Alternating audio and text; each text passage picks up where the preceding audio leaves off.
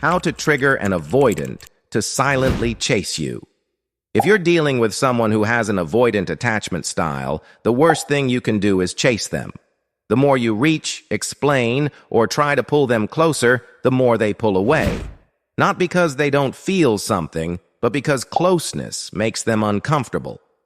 So, how do you get an avoidant to chase you without saying a word? The secret isn't in your words, it's in your energy. If you want an avoidant to silently start chasing you, you have to become emotionally unavailable in a way they didn't expect. That means pulling your energy out of the connection, not to punish them, but to protect your own peace. When an avoidant senses that you are no longer energetically leaning forward, they will instinctively start to lean in. Avoidants crave connection just like anyone else. They're just terrified of being overwhelmed or engulfed. So when you're too emotionally open too soon, they panic. But when you become calm, centered, and slightly hard to read, it creates a silent emotional magnetism. Suddenly, you're no longer a source of pressure. You're a source of mystery. And mystery is irresistible to the avoidant mind. They start wondering what you're thinking, why you're not reaching out, why your energy shifted. And here's where the magic happens. They start mentally chasing you. They scroll through your old texts. They check your stories. They think about things they wish they said. But they won't message you. Not yet. Because avoidants don't chase with grand gestures. They chase in silence, through curiosity, through observation, through longing. One of the most powerful things you can do is mirror their silence, not as a game, but as a boundary.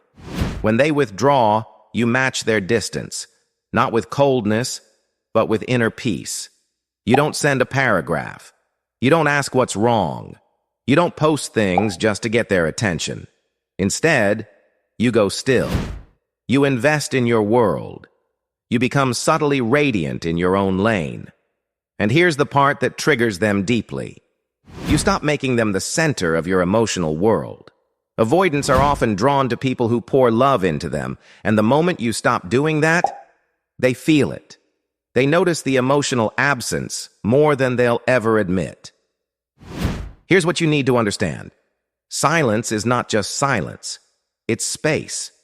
And in space, avoidants start to feel the absence of your warmth, your consistency, your emotional availability. When you were there, it felt overwhelming. But when you're gone, it feels strangely empty. That's when their silent chase begins. They might start liking your posts again.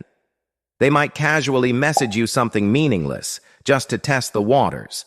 They might bring up a memory from nowhere.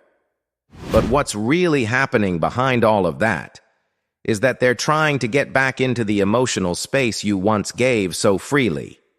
Now, your job is not to jump back in. Your job is to stay balanced. You don't punish, but you also don't reward crumbs. You become warm but unavailable, kind but not overly accessible, present but not pouring. You engage when it feels right, but you don't reattach to the fantasy.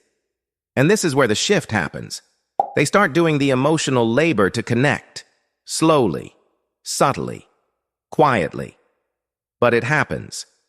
Not because you begged for it, but because you stopped giving them everything they didn't know how to handle, and in that space, they realized they missed it.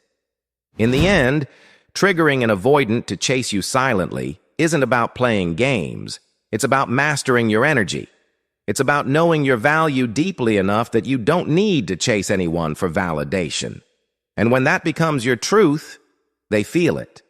They may not say it out loud, but they'll show you in the way they circle back, the way they stay present a little longer, or the way they finally ask, "Are you okay?" That's when you'll know. The chase has begun, quietly, emotionally, and on your terms.